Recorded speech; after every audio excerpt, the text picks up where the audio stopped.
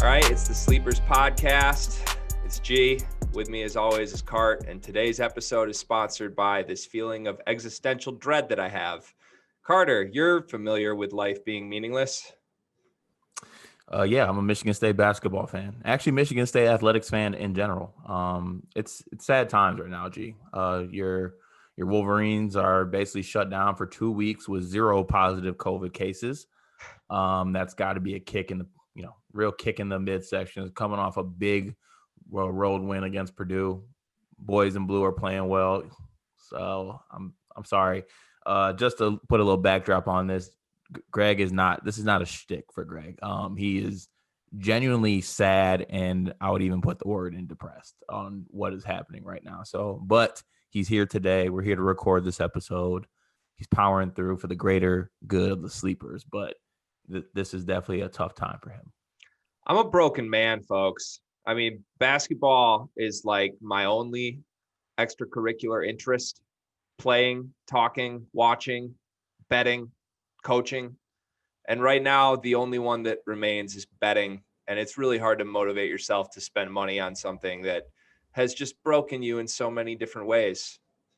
But as Carter mentioned, we're here. I'll try to cheer up a little bit. We've got a great conversation coming in a few minutes here about the Detroit Pistons with the one and only Duncan Smith. Phenomenal Pistons coverage from Mr. Duncan Smith. I'm sure many Pistons fans are familiar with him in the Twitter sphere. But we've got about 10 minutes before that. So, Card, I just wanted to connect. And I think we need to acknowledge it's a sad time. Like you just said, Michigan apparently is down for 14 days without anybody in the program testing positive. They're the only team in the country that I know of that's happened to. Yeah. Why? I mean, honestly, I've been looking for reasons. I don't really know what the reasons are. And also, I think do we have to talk Matthew Stafford for a second too? The greatest player, literally our quarterback, my quarterback, like my guy. It's been a weird weekend. It's been like my guy, man. Like I'm happy for him because I hope that we can work something out, trade him to a contender, and hopefully he has a chance to win a Super Bowl ring. But he just spent his whole career giving his all for Detroit Lions, just for us not to give shit back to him. So love him. Hope he has a good time. I'm sure Kelly will enjoy the South if he gets traded there. So yeah, it's just a emotional weekend, like terrible. I just caught. I'm sure Kelly will enjoy the South. She's about to be running around on IG Live in Target with no mask on, just loving life. Just absolutely loving it. Getting out of the prison that is, this state. But yeah, man, it's bad though. Like 2 whole weeks, like in the middle of, at the end of conference play, Michigan State is canceled. This is not good. 2 weeks of not playing games is not good. No, and it'd be honestly so much easier to swallow if just someone in the team or coaches or trainers tested positive. Like, not that I want it to happen, but it would just make sense if that happened. Like, if anyone was sick, if you had a Michigan State situation where Sissoko and Izzo test positive, shut everything down. But these kids are doing all the protocols correctly. And because someone on the freaking water polo team or whatever team it is tests positive going to the UK, I mean, the number 3 team in the country has to stop. And apparently this came from the government, from the state of Michigan. We're not a political show and we don't need to get into that. But this is the first time I've seen a government shut down a university's athletic department as a whole. So I'm worried. I mean, I think this, if it is as serious as they think it is, and this isn't an overabundance of caution, this doesn't spell good things for March Madness. No, it doesn't. And this is the thing, like you said, it's nobody in the program or within the program that got, COVID or that they're tracing this to. Like, is this going to be the precedent moving forward? Like, if someone on the equestrian team or something gets it, are they just going to shut down Michigan athletics for another 2 weeks? Like, that could easily happen. Well, and it does sound like there's an outbreak within the university somewhere right now, not within the basketball team, but that's the thing, is if the basketball team is held accountable for other places within the university with people testing positive, they're never going to play again.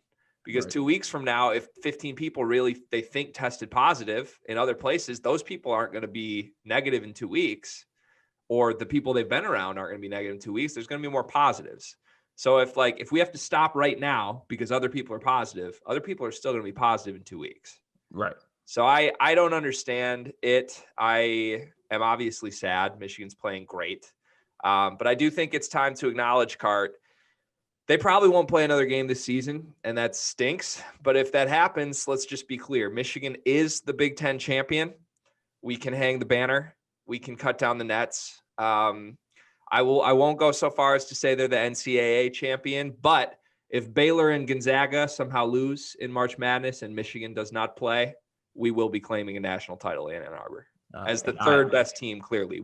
And I will be shitting on that national title and shitting on the hanging of that banner if you do so. So I have one real solution, Cart. If this is just going to be so dangerous, if everyone's got to stay isolated and let's make it as safe as possible, which I seriously am. I hope I don't sound like an asshole on this. Like I want to do what's best for everyone's safety. I truly do. I'm just having a hard time understanding why Michigan's the first team that is stopping without a positive test. I don't know. We'll get there. My view will probably change 3 weeks from now, but I mean, we talked about it, G. We're not going to get into it just because we're not a political podcast, but like, shut the shit. If you're going to shut it down, everything. Just shut it down. Like, do it. Shut everything down and let's do it. The half-ass shutdowns aren't going to get it done, which is why we're in the position we're in now. Yeah, I need some clarity. I can't square up Cade Cunningham out due to COVID protocol, but sitting courtside high-fiving his teammates. Dapping everybody up. Like what? In a gym with 3,000 fans in it while Michigan's shutting down because, again, someone from whatever other team, water polo, tested positive. I'm stuck. But here's my solution, Cart. If we're going to take things seriously, if we need to trim it down, why not just create little within your own state bubbles, Cart? Why not make it as safe as possible and just Michigan and Michigan State play 10 games against only each other for the rest of the year? Hey, I know a high school, my high school, they got a nice-ass gym and a nice-ass damn near campus. I'm sure they would be happy to create a little bubble for them and they can just go there and play. I'll offer this. I'll write a handwritten letter, folks. Michigan will come play Michigan State 10 times between now and the end of the season in the Breslin Center. And that can be the only game the rest of the year. And we can do daily testing. Just let's get 10 games between Michigan and Michigan State right now. Oh, man. That's what I want. Okay, but that would actually be funny as hell, though. I'm ready for it. Just 10 back-to-back episodes, and we're just evaluating State versus Michigan. How you think those 10 games would go, Cart? Probably 10-0 Michigan. Wow. So you might be as down as I am. Like, bitch, probably 7-3. On the bright side, Michigan State's supposed to be back this league, so. Yeah. Who's bright side? Well, my bright side for sure. It's been nice for my mental and emotional not having to deal with watching them dudes lose. I do feel a little refreshed. Wow.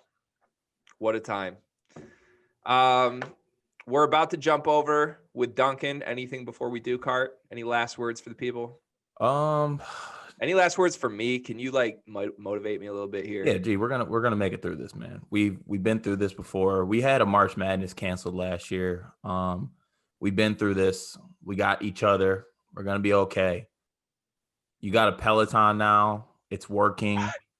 You got a great dog, great wife. Sunroom's looking great. New kitchen.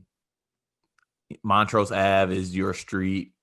I hope I'm not blowing up your spot right now. Someone just pulls up on you, but we're going to be all right. It's going to be a great combo with Duncan. Duncan's one of my favorite follows on Twitter as well. So this is going to be great. Thank you, Carter. Is that okay? Will that get it done for you? That'll get it done. Right. And without further ado, the Sleepers with Duncan Smith, talking Pistons.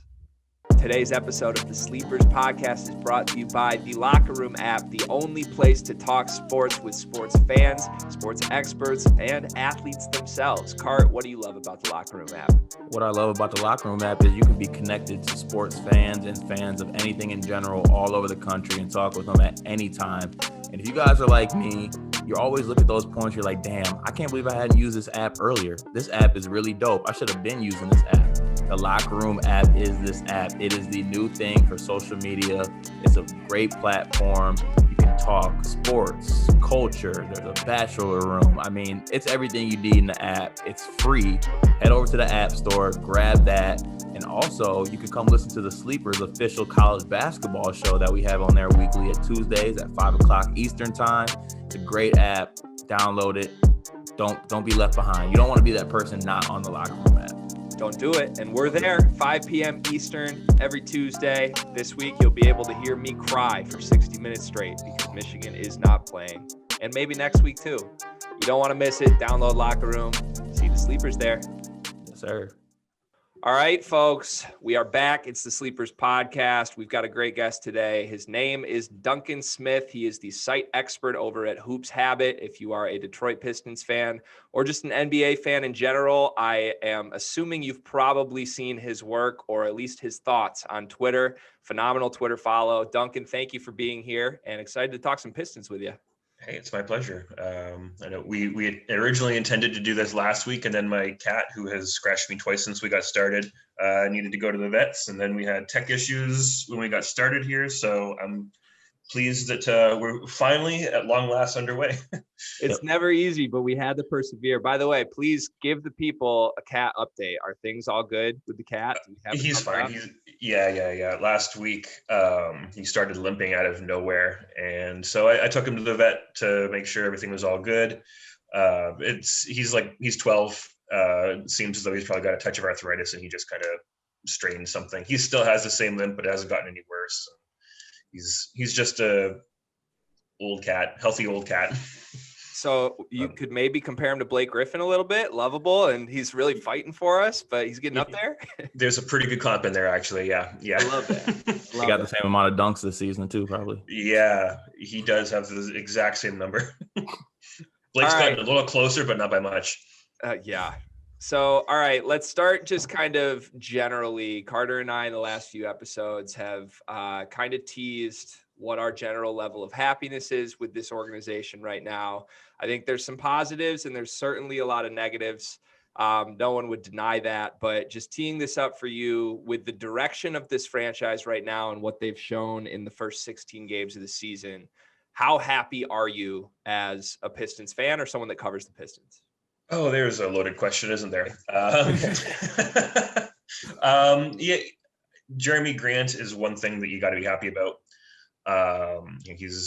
He's definitely taken on the mantle of somebody who bet on himself, and certainly so far through 16 games, seems like he was certainly right to. He's been outstanding. He's gone above and beyond anything that anybody could have expected. His signing was fairly close to kind of like a league-wide joke, I think, because why would you, as the third best player on a team with Nikola Jokic and Jamal Murray, why would you want to leave for a team that's going to probably win like 24 games tops? But I think that any rebuilding team needs sort of that veteran, talented cornerstone, potentially a star, and the Pistons did get pretty lucky that they've got that guy in basically year one of this teardown. So Jerami Grant is something that you've got to be very happy about. Casey's rotations, head coach doing Casey's rotations are confusing at times. But when we see Blake Griffin missing games, you can kind of see that while maybe the prioritization is off, there's certainly a pattern there where when he can play Blake heavy minutes, when he can play Blake Griffin heavy minutes, he does. And when he can't play Blake heavy minutes, then Saddiq Bey and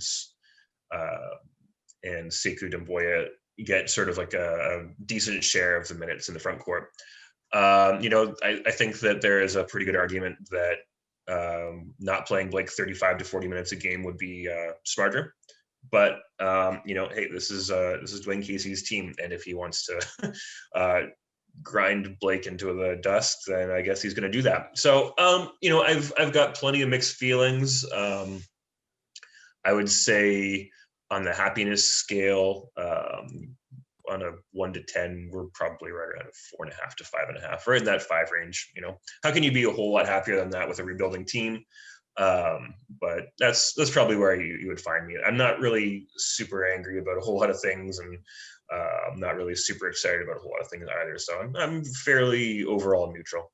Yeah, I can't remember the last time as a Pistons fan. I think I was over the 5 level of happiness on a 1 to 10, to be honest. So 5 might be not too bad.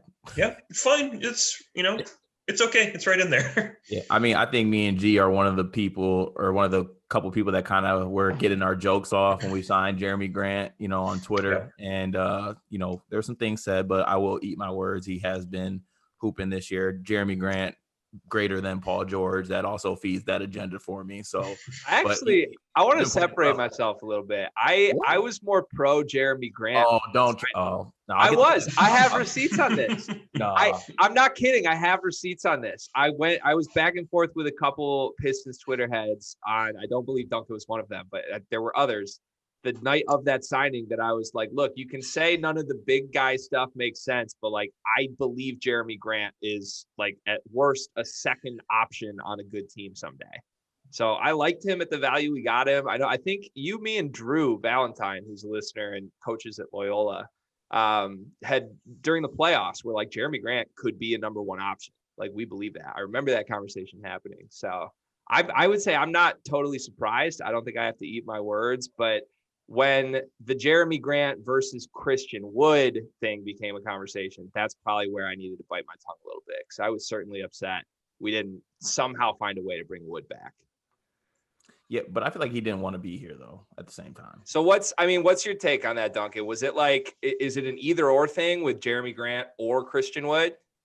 I think so, especially because, in the off season when Troy Weaver was asked about if he had a number in mind for Christian Wood, he said yes, he did have a number in mind, and that number was what they could pay him using his early bird rights, which was somewhere in that $8.5 million, I think, range.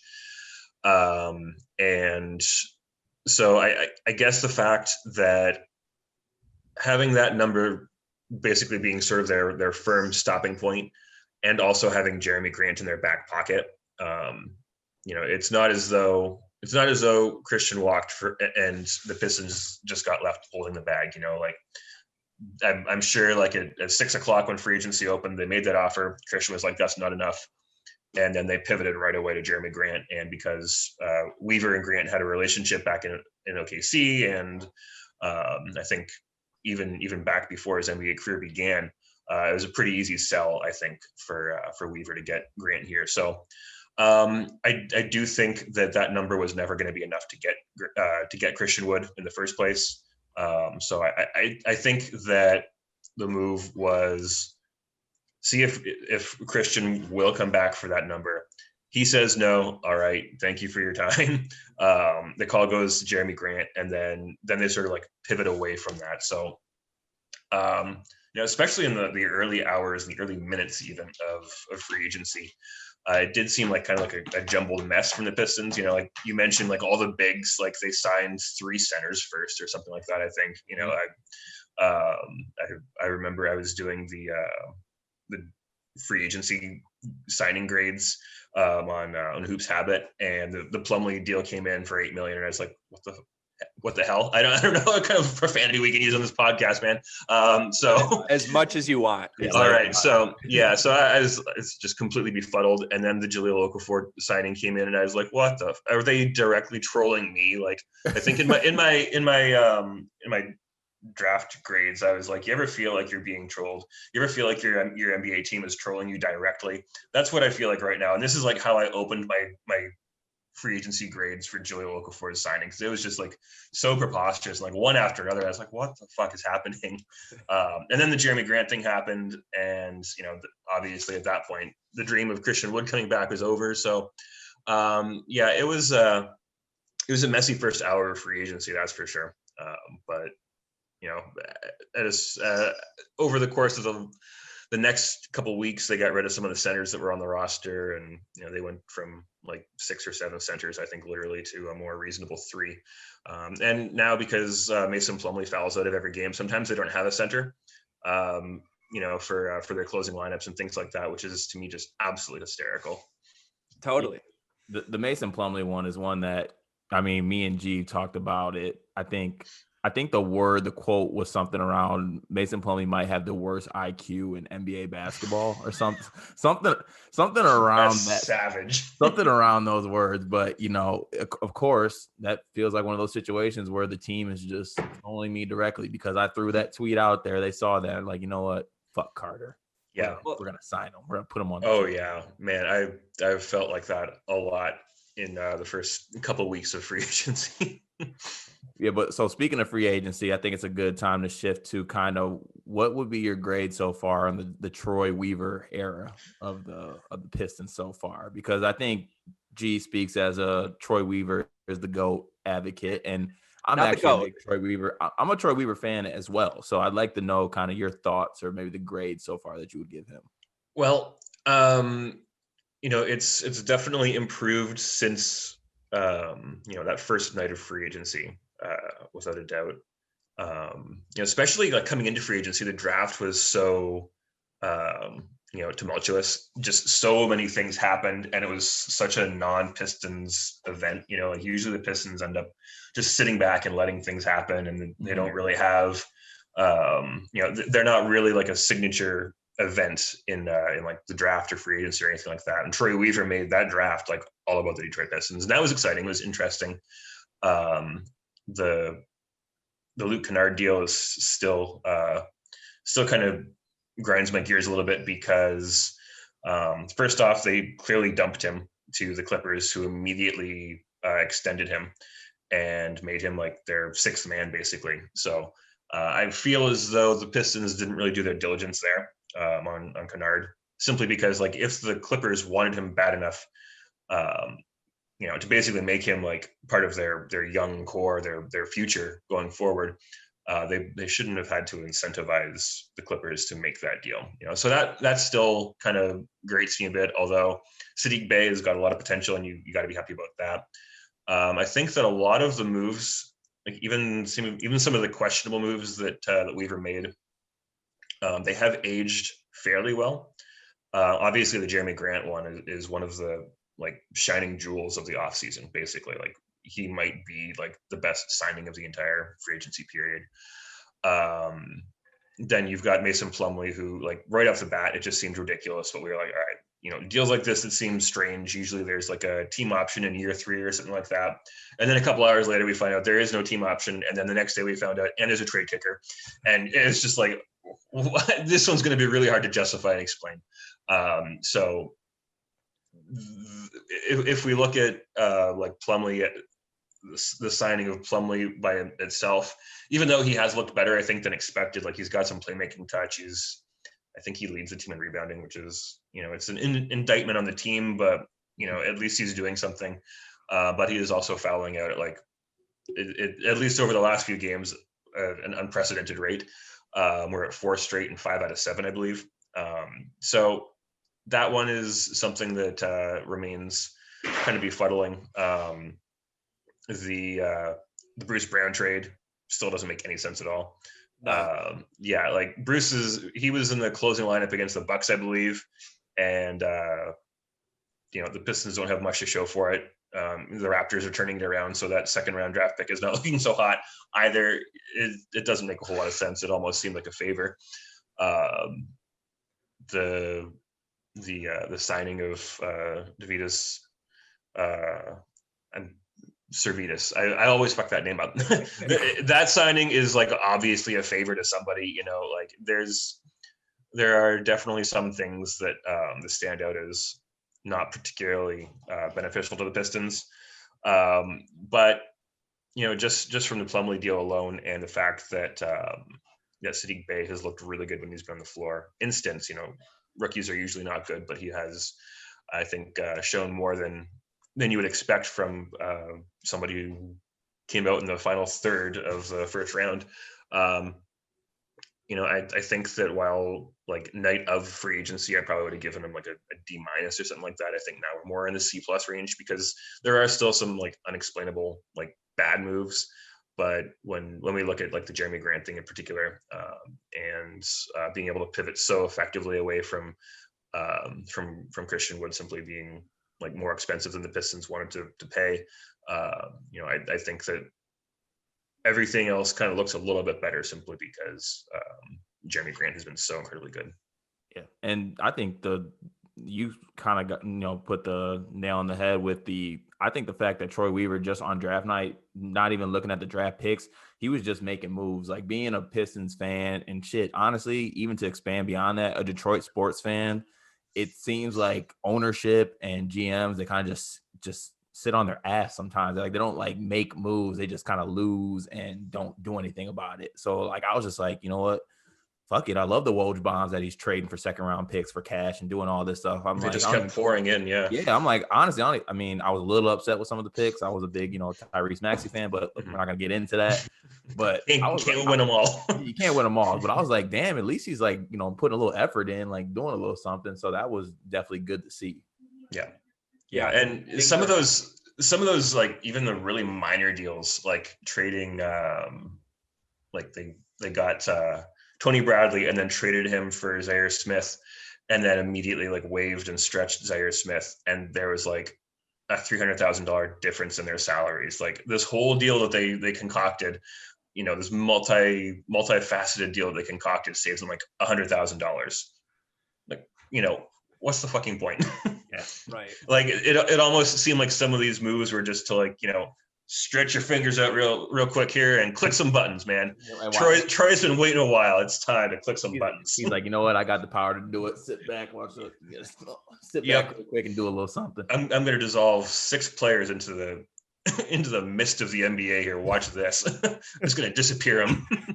And as a Pistons fan who's been bored for about 6 years, I think I'm perfectly okay with that. Like you guys said, there's Woj bombs happening. Things are happening, and the Pistons are the centerpiece of it. It's been an entertaining, at least, first few months with Troy. So Carter mentioned, I think you said, you try to say that I would say he's in the GOAT category. I am not that much of a Troy Weaver fanboy. All right, you know what? When this episode drops, there'll be receipts with this, and I have all receipts of I quote GOAT Weaver. Didn't even say his first name. Well, that's a nickname. That's not seriously saying. Oh, how did he get that nickname then? Yeah, come on. No, I'm a Troy Weaver advocate for sure. I've long defended, and I say long, even though he's only been here a couple months, but like as soon as he started doing things, my take was he has a vision. And it felt for those first few days like there was absolutely no vision. He's offering just bags after bags after bags of money to centers, and it made no sense. And we let our one piece that we liked go. We were trading Kennard and Bruce Brown for really nothing. But I don't know. I think like he placed a bet on Jerami Grant. Obviously that's worked so far. And I think like when you take over a franchise that was in a state that the Pistons were in, I think sometimes the peripheral guys, which honestly I would consider Luke Kennard and Bruce Brown sort of peripheral guys for a team that's in the state the Pistons were in right now where they need to rebuild. Sometimes I think the fan base freaks out a little too much over those type of guys. Because wait, hold on a second. The Pistons fan base freaking out over certain guys? Stop, Greg. Never would we do that. That's true. Don't name names or anything. No, never. But it's like Luke Kennard's a good player. I get it. He's gonna be a sixth man on a good team that could win a title. That's awesome for him. But like, if he stuck around through the Pistons rebuild, what happens to him? Like he's maybe starts and maybe scores like 15, 16 on a game that sneaks into the playoffs once in the next 4 years. Like it's not something worth losing sleep about to me. We got to like get those chips. Jerami Grant is one. Hopefully we get 1 or 2 more through a draft or through assets that we get from unloading some other pieces right now. But like, that's why I like it. It was like let's empty the cupboards a little bit, which I think in past rebuild attempts, we haven't really seen happen. Hopefully one of our French chips works out as well. We got 2 of them. There's a 50% chance one of them works out. So hopefully, yeah. And I would say that like my complaint isn't that, Kennard and Brown got traded. It's just like, it seems as though the Pistons went into that Kennard trade blind. They didn't know what the Clippers thought of him. And I made a joke that, the Pistons are like, yeah, we think we're going to have to salary dump Luke Kennard. And the Clippers are like, yeah, so do we. And it's like you don't really want your team to like very obviously get fleeced, and that's kind of how it looks. Just because I don't think that a player that the Clippers wanted to extend to I think it's like a 3+1. I think that fourth year is team option. You know, you don't want your team to get fleeced publicly. That still is the way it looks to me. Yeah, that's a fair read on it. And I think we'll have to let time play out even more. Yeah. But in the moment, for sure, it felt like a fleecing, probably was a fleecing. But hopefully a couple years from now, we look back and we aren't kicking ourselves over the Luke Kennard fleecing. Because I think if the dominoes fall where they should with what I think Weaver's vision is, we won't be kicking ourselves over something with Kennard or Bruce Brown. But Carter mentioned the two French pieces, and there's two conversations that Pistons fans, I think, are a little uneasy to lean into with these two right now. And I think I want to go there today. The first one, let's start with Sekou Doumbouya. So I am a huge fan of Sekou. I love what he showed last year. He's still so young. His potential is absolutely through the roof to me. But he's clearly not in the core vision for this team right now, whether that's Dwayne Casey's initiative, whether that's Troy Weaver's initiative, whether he's just not good enough. That's the state of things right now. So I guess throwing it to you, Duncan, why do you think Sekou has found himself in a spot where he's struggling to even get fringe rotational minutes? And two, is that something that is going to ever come to fruition and fitting into the Pistons' vision long-term, or do you think he could be on the outs? You know, I mentioned this earlier, very, very lightly touched on it. It seems as though when Blake is able to play, when he's able to play like his full minutes load, that is the priority in the front court. And so then Blake gets his 35 minutes, and both Sekou and Saddiq Bey kind of get the scraps, whatever's left over, if there's anything left over. You know, when Sekou has played lately, he hasn't looked exceptional, you know, but he's also getting like 3 5-minute stints. And last night Blake was out, and I'm looking at the box score right here, and Saddiq Bey played 19 minutes and Sekou played 19 minutes, and Sekou was I would say pretty good last night. So I think, you know, it's hard to really separate whether Sekou's lack of minutes is Casey not having any faith in him or any trust in him, or if it's simply a matter of the fact that right now Casey's directive is to get Blake his minutes, and then everything else just kind of will have to take care of itself. Because, you know, it seems as though Sekou and Saddiq are sort of on the same track, basically. And it's, I would say, fairly clear that there's no way that Saddiq has lost Casey's faith. You know, he hasn't been around long enough. He's also shown plenty when he has been on the floor. I think he's got 3 or 4 starts this year. So I think, especially with these young guys and the abbreviated run up to the season that they had, you know, Sekou would have been a summer league guy for sure. There was no summer league. There was a shortened preseason. There was shortened training camp. You know, if you look at like from the start of preseason to now, and you compare it to like a typical season where you've got like X number of summer league games, and then you've got like a typical preseason, he really hasn't, you know, this would probably be like his first or second game of the regular season relative to a regular season for him. So, you know, I would say that especially with all these young guys, there was going to be sort of like this figuring out period, not just for them, but also for Casey, just figuring out how and when to use them all. And so I think I was actually more concerned earlier, started to match up with Blake, where we see that Blake comes first, and then the young guys kind of, you know, whatever's left over, that's what they get. So, you know, I am less concerned now than I was, say, 2 weeks ago, when it started to look like maybe something that was a troubling pattern. So, you know, it's really hard to know exactly what Troy Weaver thinks about Sekou. You know, he certainly fits the timeline of a rebuild. You know, it's a 2 to 4 year rebuild potentially. Like he's young enough. He's raw. He's got potential. So it doesn't seem as though like he's somebody that Weaver or Casey would be inclined to give up on or incentivized to give up on. So I think maybe it's just like very early in the Sekou Doumbouya story, basically, for this season and obviously for his whole career. Yeah, I hate that on the top of the totem pole is Blake's minutes, because that's literally on the bottom of my totem pole. And It should be, right? Yeah. Yeah, and like I love Blake. Like I love what he's done for like us playing for a just a bad team, honestly, and just giving his all out there, basically with knees that are set to break down or are breaking down currently. And now I got to watch him go out there and play 35 minutes a night, and it's like watching a hurt puppy or something. Like you can tell he's just feeling it, and you feel bad for him, and you're like, it shouldn't be this way. Like, just. So I have a question. So like Dwayne Casey, I don't think Dwayne Casey's stupid. I don't think Troy Weaver's stupid. Like I think they all understand where this team is headed and that they need to get a good pick this year. And I think, like, to me, the only thing that would justify playing Blake and prioritizing his minutes so much right now would be hoping that he plays well and trying to drive up his value as a trade asset. But the only other thing I can think of is just Dwayne Casey is legitimately trying to win and being stubborn and thinking Blake's the best way to do that. Is it, I mean, would you lean into one of those two being more likely here, Duncan? Yeah, it's for sure the latter. I would say that Blake has like astronomically negative trade value.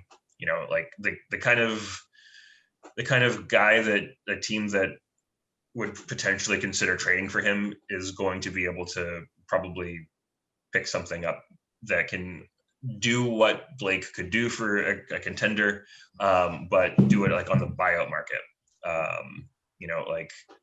And you've got guys like John Collins for Atlanta, who I suspect is probably going to be a trade target as the season goes on. You can get John Collins for a whole lot cheaper than you can get Blake Griffin, and Collins is a whole lot younger, and he is just night and day better than Blake too.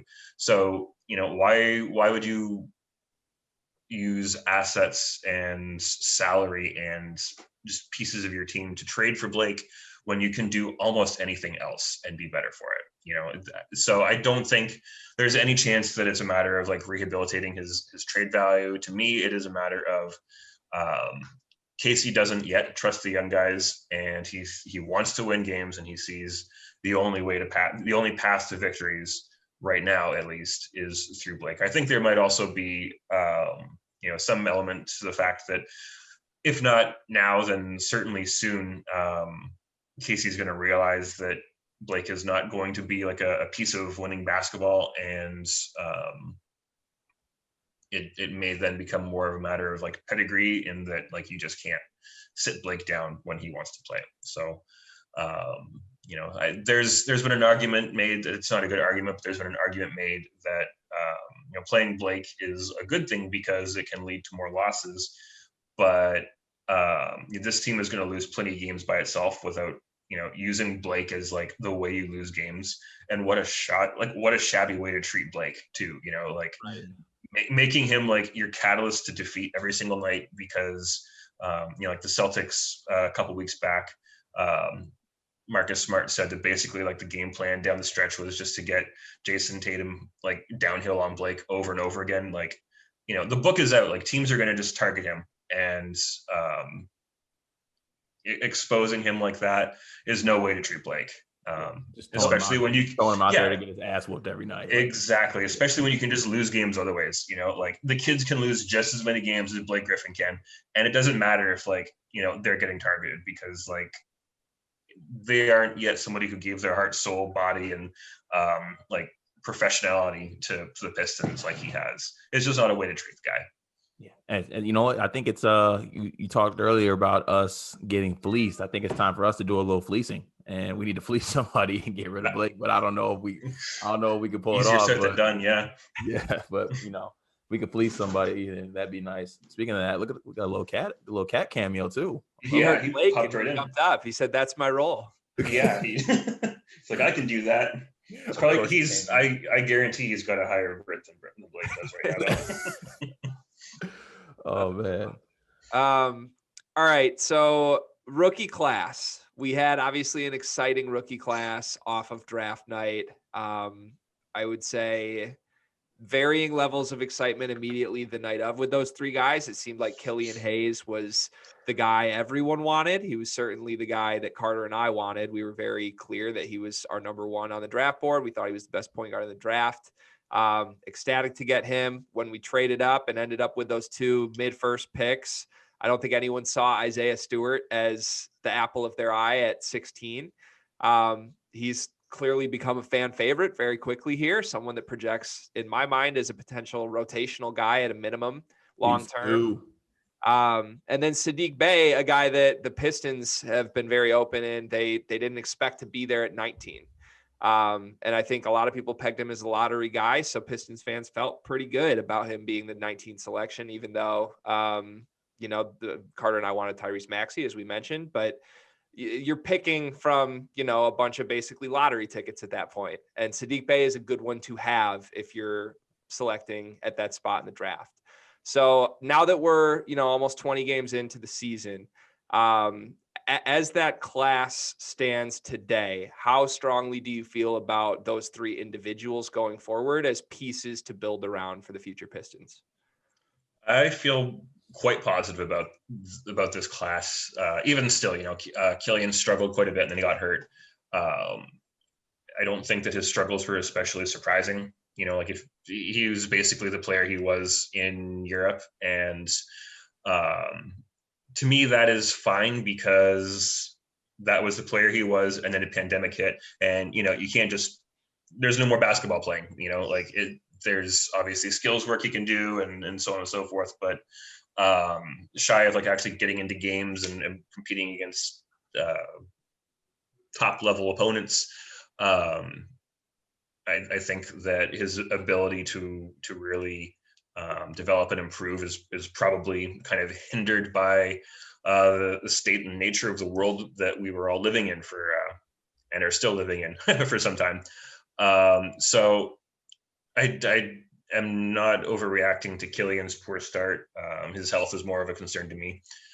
And, one of the silver linings, especially in those early days when it seemed like free agency was such a disaster for the Pistons, was it doesn't matter if, Mason Plumley doesn't overpay or whatever. Like if Killian Hayes turns into a star, like that's what matters.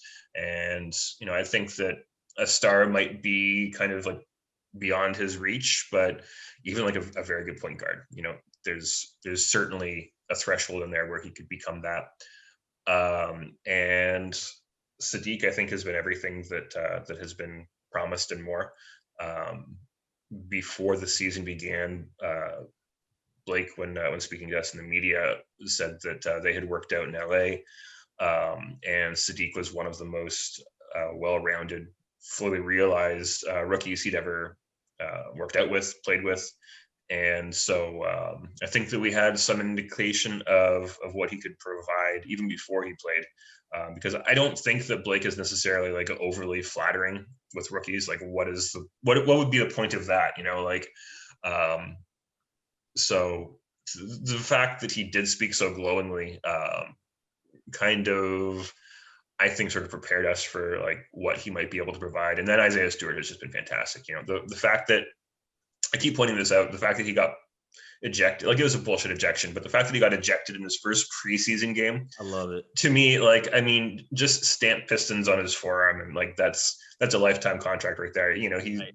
I think he got ejected in his first game. He drew blood in his second game. Like he's jerseys. He's taking Dwight Howard's shorts. He's out there. He's willing to die for the program, and I love it. Yeah, and a guy who.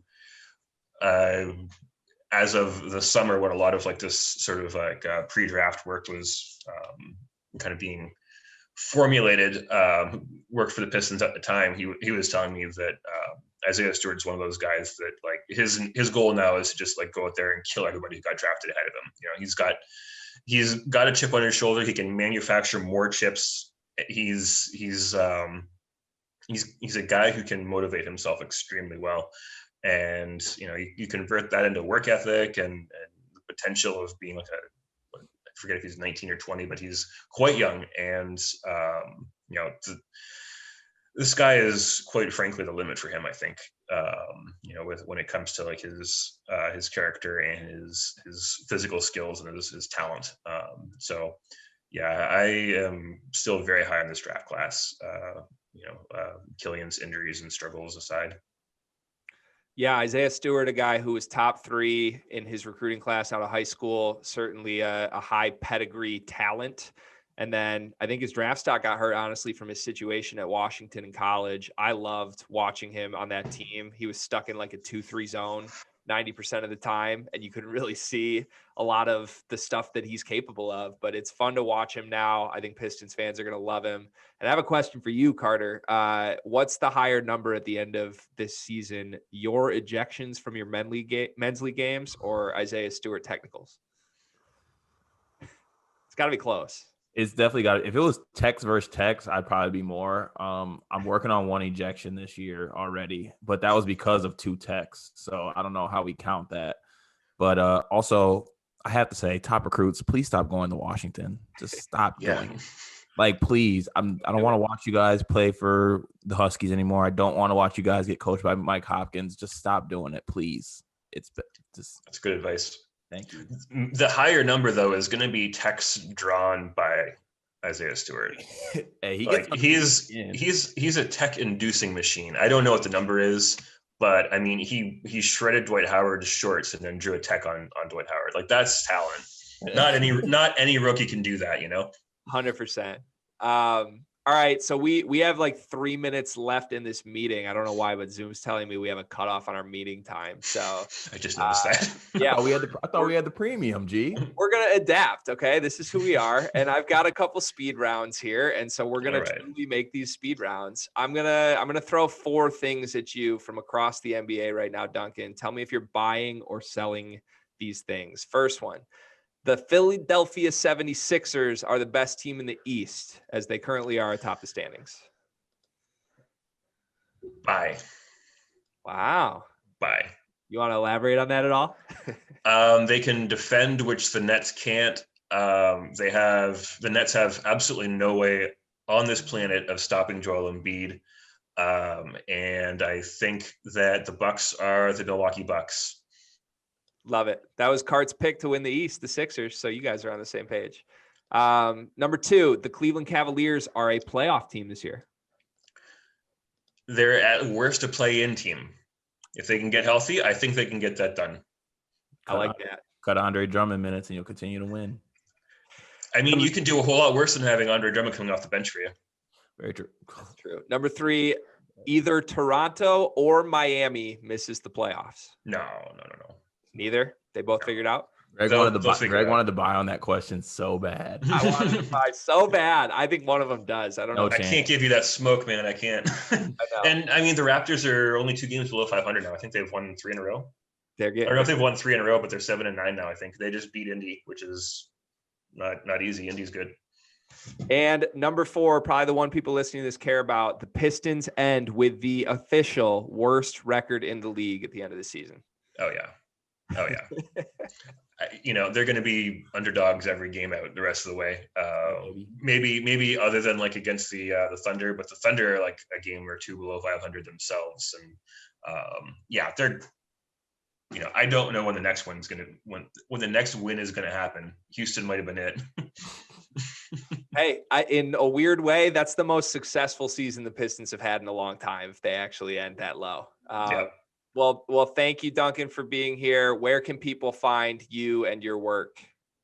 You can follow me on Twitter at Duncan Smith NBA, and all my work right now is on Hoops Habit, where I'm the site expert. I do all the editing there, most of the editing there, and I write a good 30, 40, 45 pieces per month. So that is where all my content is right now. Great Twitter follow. Make sure you go do it. Appreciate it. if Zoom doesn't cut us off, rank these 4 NBA related Duncans: Tim Duncan, Duncan Robinson, Nate Duncan, Duncan Smith. Tim Duncan, Duncan Robinson, Duncan Smith, Nate Duncan.